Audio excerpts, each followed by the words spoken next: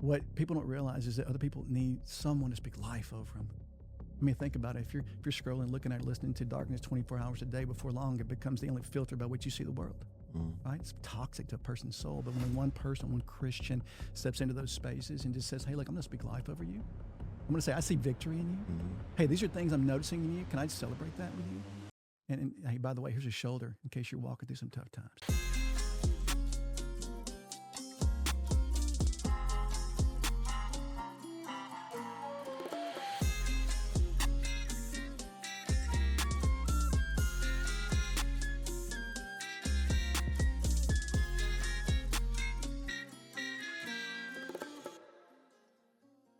Hey guys, welcome to the Troy Gramling Podcast. It is an honor, as always, to be able to hang out with you as we continue in season 3. Coming out, I'm not sure when you're actually listening or watching this, but we are recording it on the edge of summer, which means in South Florida, it is really the beginning of hurricane season. It's not official, but it's usually August, September.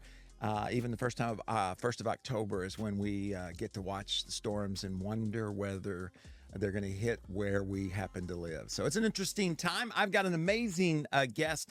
You know, our goal is always to connect with you so we can partner together and you reach your potential, become everything that God's created you to be. And it's a pretty amazing thing when you think about the creator of the universe.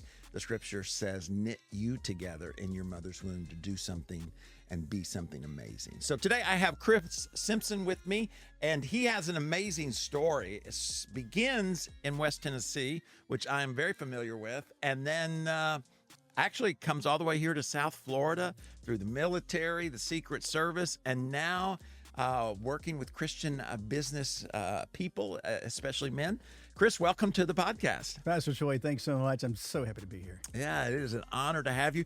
I'm really excited to get into your story. So let's start with you just kind of giving us an overview, and then we'll kind of jump into each section. Yeah, great. So you hit it right. So right now I'm leading what's called CBMC International, which is connecting business and marketplace to Christ all around the world. We are engaging professional men and women in 90 different countries around the planet with the gospel, and then we're inviting them into discipleship relationships where they're just growing in their impact, in their potential, as you would say. And we're leveraging the marketplace for God. It's an amazing season for me. But yeah, that's the 30,000 view. That's where I'm at right now. But it's, as I kind of joked with you earlier, it's a traditional path. I'm just kidding. My path is anything but traditional, but it's beautiful. It's laced with God's fingerprints all over it. And it's called, you called it, you can always tell when somebody's in the business community because they have lots of initials. Like, what'd you say? What's it called? CBMC International. CBMC International. So anyways, let's start at the beginning. You grew up in Tennessee? I did. Yeah. So I grew up in a small town in West Tennessee, and, you know, I was a churchian. If anybody ever heard of that term, you go to church, your attendance is absolutely perfect, but I was far from God. You know, I grew up in that environment. So in the South, you know, back in the 70s and 80s, I mean, going to church was just, it's a part of what you did, like Friday night football, right? Like you went to church on Sunday. And so I was a churchian. I was there every week. In fact, you know, my grandmother led the choir. My great-grandmother played the organ. I was a kid filling up the grape juice in the back, you know, before communion. So that was a part of my life. I even mowed the lawn every Saturday. That was my experience as a young kid growing up in West Tennessee. But, you know, fast forward, right? So we're moving on. I go to college at Tulane University in New Orleans. And Tulane. And if anybody's ever heard of New Orleans, so city made for sin, right? Like it's just absolutely perfect. So you take a kid who had zero like real relationship with God, and you stick him into a city built for sin, and guess what happens? The enemy picks you off immediately, and that was my story. Wow. So growing up in West Tennessee, for those who aren't maybe in other parts of the world, you weren't far from Memphis. You know, a couple hours from Memphis. Yeah, hour and a half. Were you an Elvis Presley fan?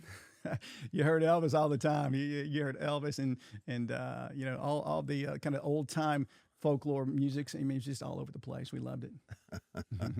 I've been to Graceland, you know, because I grew up in Arkansas, not 90 miles out, a little over an hour, probably closer to Memphis maybe than you were, actually. But I still remember the day that Elvis died.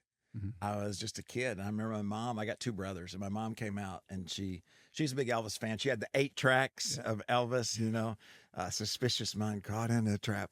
Never thought that song was going to end. It went on and on. But she came out and she said, Elvis died. And I bet we were 8 or 10, but Elvis was so big in the culture that me and my friends, were out there riding our bikes and, playing wiffle ball and stuff. We all sat down and said, oh, I can't believe he actually died, Yeah. He was a big part of the culture. I mean, he still is in some ways, but it was interesting time. So you went to Tulane. How did you choose Tulane? Well, so we were pretty humble background. Like, we didn't have a lot of money, but I really got after my schoolwork. I played every sport. And guess what? Back then, just like today, the Marines were looking for a few good men. And so I put in for a national scholarship with them, with the ROTC program, to become a Marine officer. And that covered tuition and books for 4 years. And I won it, unbelievably. I was just like, wow, praise God for this. What they didn't offer was room and board. So even back in the early 90s, room and board was pretty expensive. So for a humble, poor kid from West Tennessee, when Tulane came and said, hey, we'll throw in room and board for free if you use it with us, I'm like, come on, that's like oxygen. So I took that immediately. And so headed for New Orleans. Wow. So you were there all 4 years? I was, yeah. Wow. What'd you major in?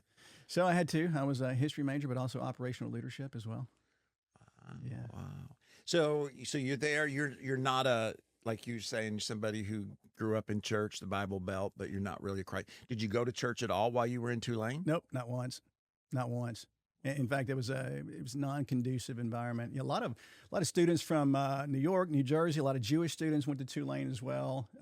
Some Catholic students as well. Zero evangelical presence on campus at the time, none. And the guys I even hung out with were also a lot of those guys were from the Southeast. Also, there was a pretty small cadre of Southerners that went to Tulane, but those that did, I connected with, and even they weren't active in church. And so I had no one kind of locking arms with me in that. And so based on my own kind of lack of root with my Christian faith, I wasn't going to church at all.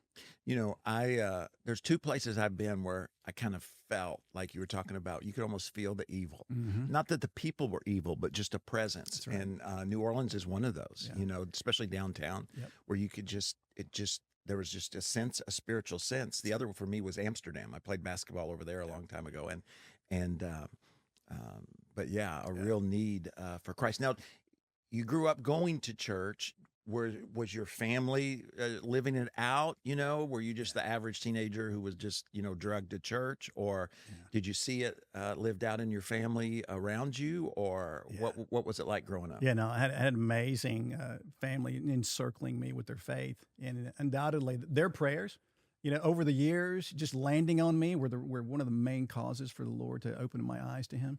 But they were a beautiful example for me. And yet, unless you are touched by God, your eyes are open, and you're given the gift of faith, you're just going to keep doing what you're naturally called to do, which is being selfish, being self-serving, kind of having the world orbit around you, right? And so that was me. And what didn't help was that I was amazingly successful in everything I did, right? So some people, they would say, like, why do I need God? Right. Why do I need to surrender? I'm winning. Right. Everything I do, everything I touch, I am amazingly good at, right? So here I was. I go to Tulane, largest Marine officer training corps in the nation. I'm number 1. I'm on the dean's list. I'm winning leadership awards. I'm winning physical fitness. You know what I'm saying? Like, everything I touch is winning. So what I need to add anything to this? So I'm putting God like a sticky note on my life? No, I'm winning, right? So that was exactly kind of what I was looking at the time. So then you go right into the military after school? I did. So I was training my whole 4 years in Tulane. I was training to be an officer. Went to officer candidate school in the summer between my junior and senior year, called Bulldog. And that's also part of my testimony. I'm laying there in a chaplain service in officer candidate school, and a little mini Bible that they give you. I'm covered in dirt. I'm tired as all get out. And I'm hearing this chaplain speak, and he's giving me the gospel, even though I'd heard the gospel message probably 1,000 times, not only from church, but also from my family. I heard it for that time. I couldn't stop crying. I'm looking around all these type A tough guys, and I'm like the only one bawling the whole time. I'm like, I really hope no one sees me right now. And you would have thought that would have been my victory lap. Like, that would have been the moment where it pivots, right? No, it wasn't, brother. Like, that was the moment where I actually put the gloves on. Like, this king didn't want to get off the throne, So instead of that being the pivot for me, that was the moment where I decided to start playing tug of war with God. And like, God, you can have this, but I'm keeping my sex life to me. God, you can have this, but the money's mine. Hey, I'm letting you call the shots, but just give me this one because I want to make the decisions on this. You see what I'm saying? I used to play tug of war with God from that moment on. So I go into the Marines, hard charger, promoted very quickly, became a captain within 4 years, had 130 men and women serving under me. I mean, how many 24-year-olds have 130 people working for them? And there I was, right? Playing keep away from God. And the reality was that, and I tell this a lot when I give my testimony, I was like a rock skipping on the top of water, right? Just jumping from temporary satisfaction to temporary satisfaction, looking for anything that would give me depth and fulfillment. Nothing. Nothing feels it, right? Yeah, that was it. So you go into the military. How long were you in the service? So I did 4 years reserve, 4 years active. Oh, okay, okay. Now, were you married at that time, or where did love? Yeah, did love? Yeah. Also part of my story. I did get married very young, very, very undiscerning choice in that point. And got married, didn't last but 2 years. Shouldn't have been married anyway. That wasn't God's call for my life at that point, but I did get married. And that ended in divorce.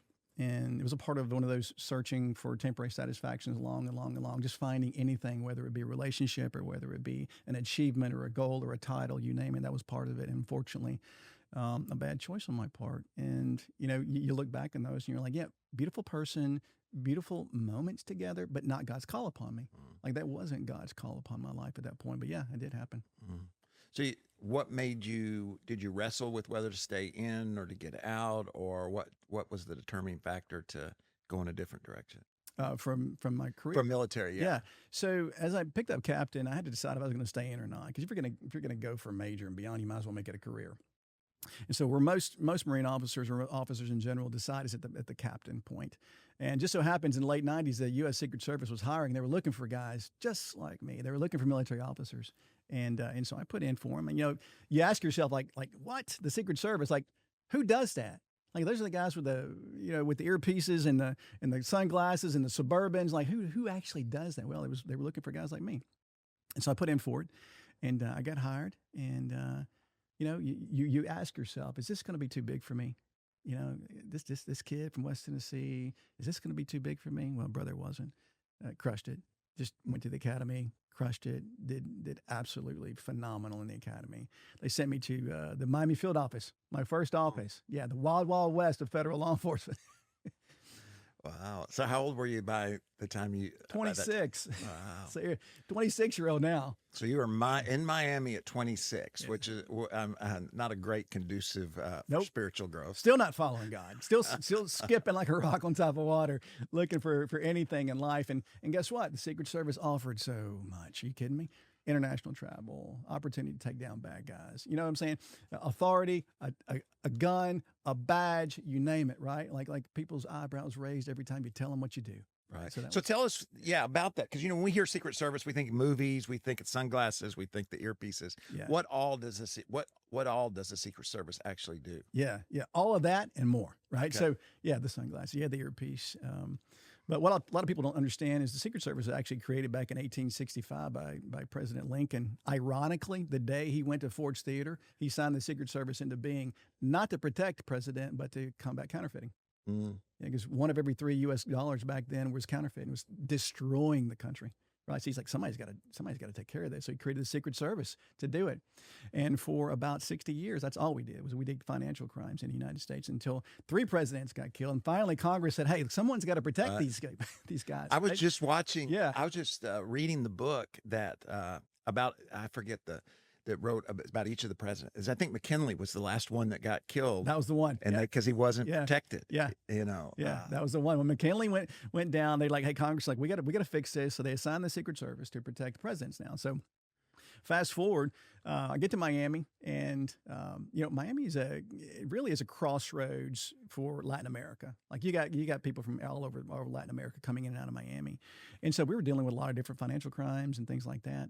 and protecting the president at the same time. All the threats, cases that came in, we were the ones that took care of it. And we were absolutely killing it. Like we were leading the nation in a lot of things, credit card fraud and all those things. We were leading the nation. In 2003, they came to me. They asked me if I would be in charge of a group called International Squad, covered all of Latin America from Miami, and because I spoke Spanish, and so I took over that squad. Not long after, they asked me if I would actually go to be a diplomatic attaché to the nation of Colombia. And the reason for that, and people don't know this generally, but Colombia was the world's #1 producer of counterfeit U.S. currency back then. Like, by far, it wasn't even close. And so we opened an office down in Colombia, and they asked me if I would be the diplomatic attaché down there. And I went down in 2003. I took over some what I call them vetted anti-counterfeiting force units with the Colombian National Police. And so they actually worked for me, but even though they were Colombian police, I opened 5 different groups down there. We just covered that country. Ended up setting records for the Secret Service. We seized over 100 million in counterfeit U.S. currency, shut them down. Wow. They were leading when I got there. They weren't leading when we left. So now where did this West Tennessee and learn Spanish? Yeah, I got to Miami, and as you can imagine, a lot of the cases we were doing had Spanish speakers involved. Right. And so honestly, I just got tired of having to invite one of the Spanish-speaking agents to come with me on everything I did. And so I decided, hey, I'm just going to learn Spanish. And so for 2 hours a night for 2 years, I bought some college-level grammar and vocabulary books. I just in my apartment every night, just got after it. Wow. And that's how I learn. Some people learn with the with the headphones and the verbal. I learned by reading. And so 2 hours a night, it took me about 2 years to figure it out. Yeah, that's pretty incredible. Yeah. That's I moved here from Arkansas. I didn't speak Spanish, so the first thing I did is sign up at Plantation High School. They were having Spanish at night, so I signed up. I went to the first class, and then they canceled the class. Oh. So I just saw it as a sign from God. I didn't need to learn Spanish. I'm not sure that's exactly what happened, but anyways. So all right, so you come down to Miami. You end up in Colombia. You're in the Secret Service. Do you ever become the person with the sunglasses and the earpieces and protecting the president or the vice president? Or the whole time. So it's really how the Secret Service does it is you're assigned to a field office like in Miami, and you're taking care of investigations. And then all of a sudden they're like, hey, the president's going here. Gather a bunch of agents together. They go there to protect him. And then you enter into the next phase after that, which is your permanent protective detail. So once I left Colombia, they offered me to go to D.C. And I said, no, I don't want to go to D.C. So like, hey, would you go protect President Bush in Texas? He's getting out of office in 2008. He's going to go to the Dallas area. I'm like, all right, that sounds good. So I took over the George Bush Protective Division in Dallas, Texas. I was with him every day for 5 years. Now, is that Bush. Boring? I mean, he's an I'm not saying it is. I'm just wondering. Yeah. So an ex-president, like a decade down the line, can get real boring. An ex-president right out of office, it's fantastic. Okay. They're all over the place. They're doing book deals and they're visiting people that they couldn't visit while they're in office. It was absolutely fantastic. Okay. Yeah. Because whether it's like you say 5 years or 10, you still have to be diligent in what you're doing. Yeah. But I can imagine that's difficult when they're. Well, so the challenge with President Bush was that he had a massive threat from Al-Qaeda against him when he got out of office. And so when you reduce the resources down from a sitting president to a former president, so obviously you got the same threat level, right? But then you got reduced resources. So we had to be extremely flexible, versatile, agile in how we did that. And so we got really good at leveraging the resources that we had in amazing ways, using technology and things like that. Yeah. So this is before he lived out on way out on the ranch. Oh, we did both. We were down at the ranch almost every other weekend. Okay. Yeah. Because that's in the middle of nowhere, right? Yeah, Crawford, Texas. Yeah. The only reason, where is it that he grew up? Midland. Yes, I did. I spoke there.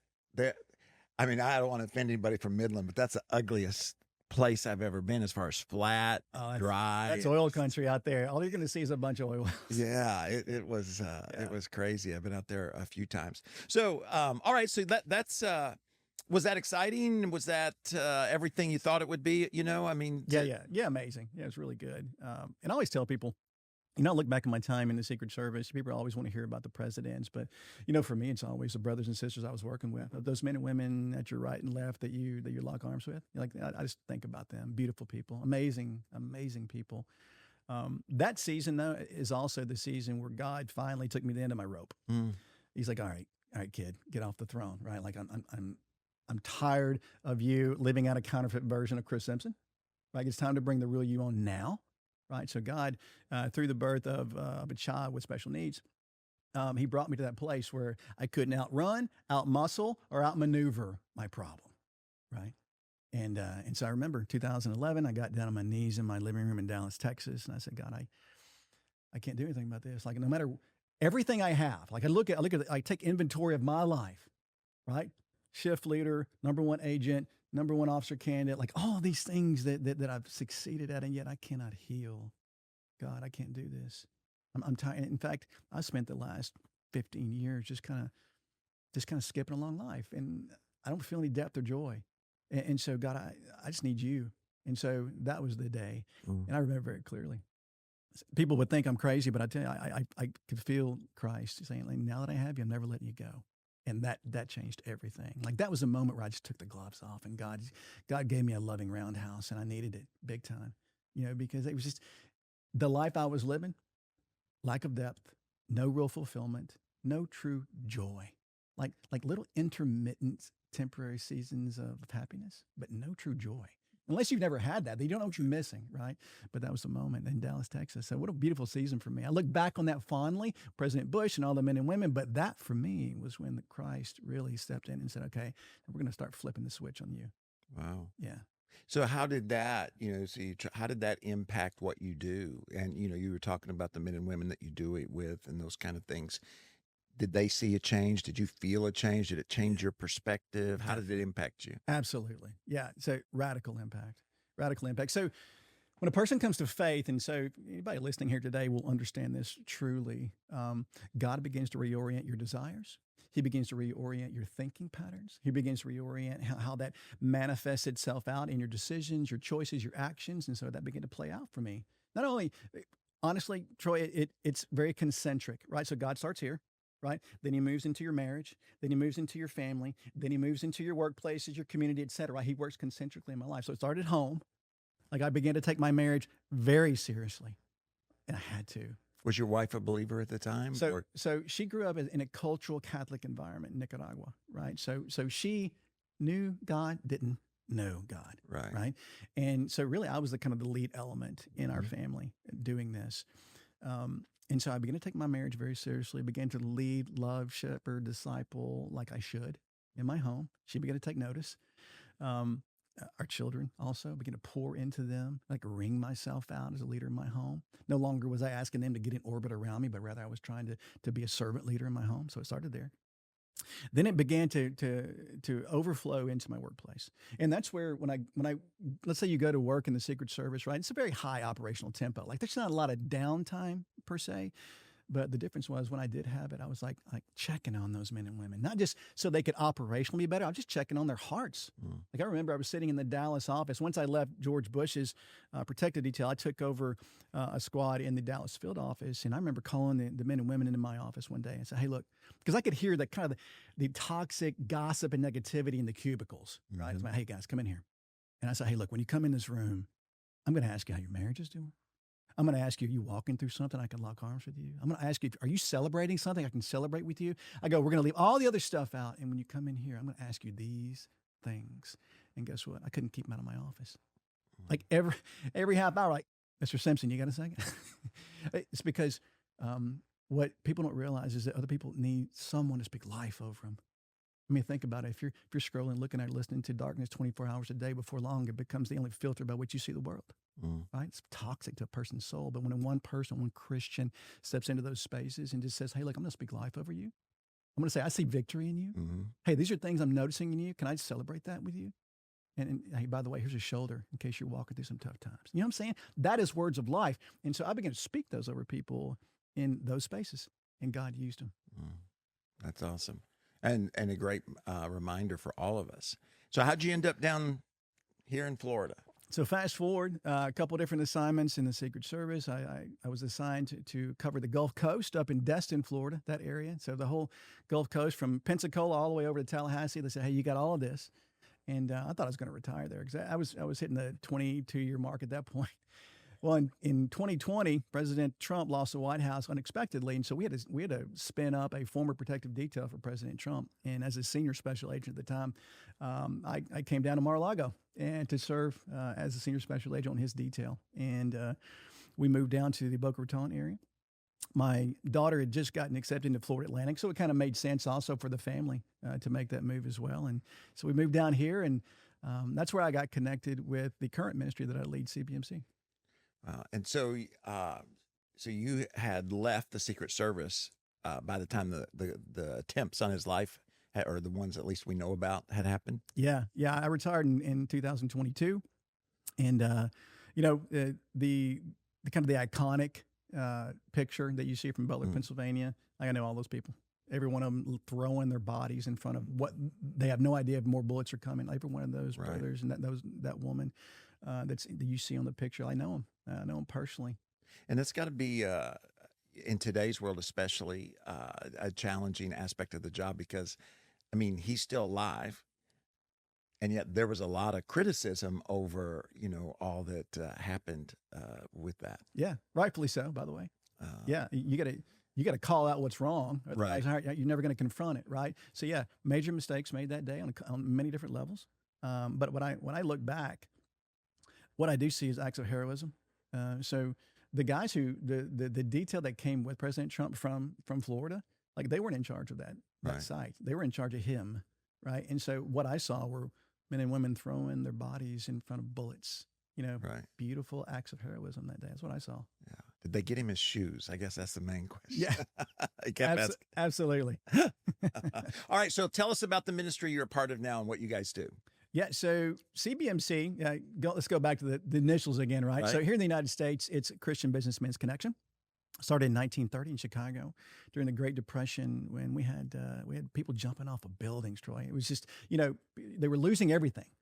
And so some Christian businessmen in Chicago came together and said, brothers, we got to start praying. We got to come together. We got to draw God down into this. This can't stand. And so it started as a prayer movement in Chicago and began to spread very quickly, San Francisco, up into Canada, et cetera. And what started off as just a prayer movement turned into today the oldest and largest evangelical ministry of the marketplace, with two core missions: evangelism, sharing the gospel with professional men and women around the world, and then inviting them into a growth pattern of discipleship. You can't just share the gospel and then send them back to the wolves. You got to invite them into a growth pattern where they can lock arms with a mature believer and grow in their faith, know what it looks like to leverage their walk with Christ in the marketplace. And so that's what we do. We're two core missions of evangelism and discipleship in one mission field, the marketplace. And what do you think is, when you look at, in 2025, at the business culture, what do you see as the greatest need? As far as someone out there that's listening or watching, thinking, I get up every day, get dressed, and I walk into that. Yeah. How can I best minister in that environment? Yep, absolutely. Great question. And what I've seen a lot, and I travel around the world a lot, we're under leveraged as Christians. Like, what do I mean by that? So we have men and women with amazing divine gifts, divine callings upon their life. And yet they it's almost like they have that ridiculous secular sacred divide. And by the way, I always rebuke that. It's from the enemy. The last thing the enemy wants is us to actually leverage all of our divine gifts in the marketplace, in the public specter. And so they get out there and they're like, they leave all of these amazing things that God is doing in their life, and then they go into their secular mode, right? We can't do that. Like, what we're facing in a modern 21st century world are dynamic spheres of influence all over the planet, and Christians have to leverage what God has given them, not just in their homes, not just in their churches, but in every sphere of influence. The enemy's more than happy for Christians to go to church and go to home, right? What really bothers the enemy is when we start putting boot prints on his gates. Where does that happen? Yeah, when that begins to overflow from our church, from our homes, into our spheres of influence. Right? We're not called to be isolationists as Christians, and so what I see is we're under leveraged. In every sector, by the way. It doesn't matter if it's business, doesn't matter if academics, medical, doesn't matter. We're under leveraged if Christians would actually begin to start using those amazing gifts, speaking words of life over people, inviting people into a growth, providing themselves as a shoulder to lean on, as a compassionate consoler. You know what I'm saying? Like, we can do those things in every sector. And the Secret Service, for example, like, that's not an easy place to go evangelizing people. Like, you're not walking into the command post with your Bible out going, hey, break open your Bibles. We're going to Matthew 28. No. But what we can do is be a voice of God in that place, be a representative, an ambassador of Christ in that place, in that moment, speaking words of life, being that compassionate consoler. And guess what happens? I can't tell you how many times just being that person in the Secret Service, they came to me. Hey, Mr. Simpson, you got time for coffee? And then God would open up that door, right? To what? To real gospel conversations, to real, hey, here's my source of strength and inspiration, right? God began to open the door, and we just stepped out in faith, a little bit of courage, for Pete's sakes. Step out in faith and courage into that place. Like, don't let your fear of getting weird stop you from being obedient. You know what I'm saying? Right. Yeah. So you think that's the greatest hindrance that keeps people from is fear? You know, fear that they're going to be thought of a certain way, or they don't know the answers, or whatever. Absolutely. On multiple levels. You hit upon both of them right there. Fear of getting weird, right? Of costing themselves professionally, right? Of being kind of an outsider. Like, what do we spend most of our time doing? Trying to fit in, right? From youth all the way up to young career professionals. We're just trying to fit in. We're just trying to fit into that environment, right? And yet Christ comes in very counterculturally and says, hey, I didn't make you to fit in this broken world order. Like, you got to start being okay being an outsider, right? And I don't say that to put more fear in you. What I'm saying is, look, by virtue of this amazing Holy Spirit that lives within you, you are an outsider. Sorry, but it's a beautiful thing. And that means you can create impact in ways that other people can't do it, right? But you have to not let the enemy convince you to keep it down, keep your head down. Like this whole, you ever heard the term post-Christian culture? Like, oh, I can't stand that. The enemy loves that. That's enemy's verbiage, by the way. So he can convince Christians that the war is over. Right. Keep your heads down. Just kind of make your way through with your head down. Right? No, I rebuke that. There's no such thing as a post-Christian culture. Last time I remember, Christ was still reigning, and so here we are as His ambassadors on earth. And yet we don't act like it sometimes. Sometimes we just kind of keeping our head down, trying to fit in. And so that fear factor, the enemy loves to whisper in your ear, hey, man, they're going to think you're weird. They're going to think you're a hypocrite if they only knew what happened in your past. You know, all these things the enemy loves to whisper in your ear. We've gotten so clued in to his voice, we're starting to forget God's voice screaming at us, hey, through his word, through prayer, and through our fellowship. That's good.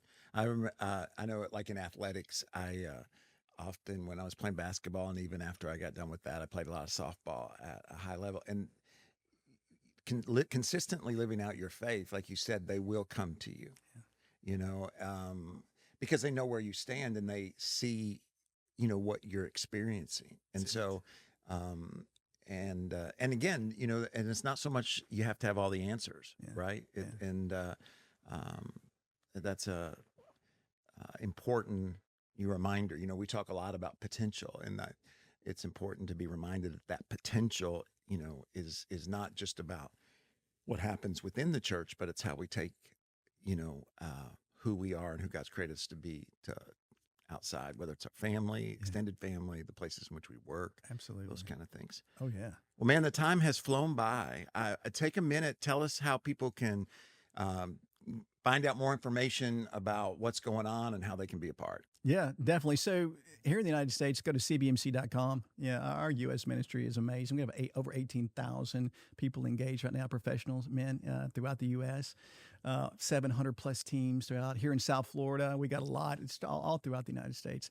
cbmcint.com, which is CBMC International, you're going to be able to see what we're doing all around the planet. You know, it's pretty easy to see what God's doing in your own street, you know, in your own neighborhood. But if you only knew what God was doing around the world, it would raise the hair on the back of your neck.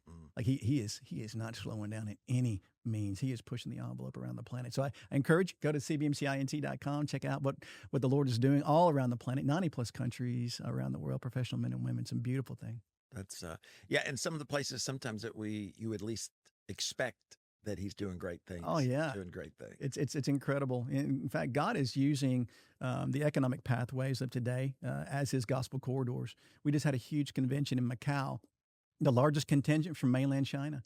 flooding over to come and experience and praise God together. Just got back from Vietnam, communist country. Guess what? We've had 200% growth of the ministry in Vietnam in the last 2 years. I mean, I'm telling you, God has taken what we call difficult soil. He's like, you're crazy. I'm going to do amazing things in this place. Watch what I do, right? And he's taking it. He's not slowing down. That's awesome. And now, what about you personally? Are you on social media anywhere if people want to see what you're up to? Yeah, I am. I'm on LinkedIn. You can find me there. I'm on Facebook, and we're very, I think, digitally visible. You know, when I stepped in, we had a smaller digital footprint. I began to rectify that. Like we got to show the world what God is doing, right? Through what I'm doing activity wise in ministry as president, but also through our other platforms. And go to all of them. Check us out. We're all over the place. You would be amazed what God is doing through us. Well, thanks so much for hanging out with us.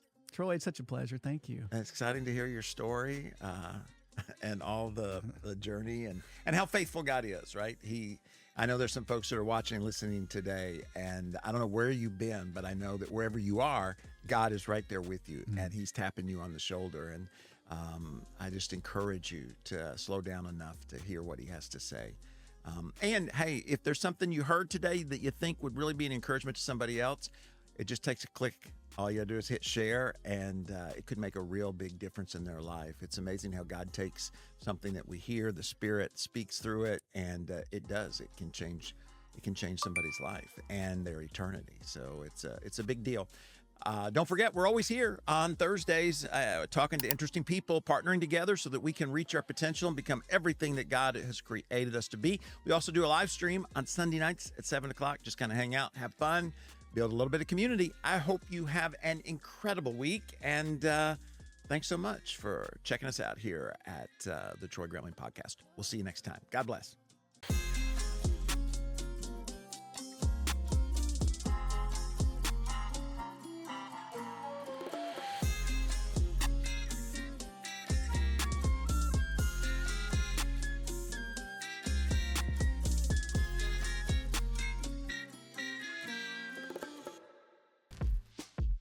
Wait, before you go, if you're enjoying our content, check out this interview or this one here. They're both really good. And don't forget, subscribe. It's really important. We'll see you next time.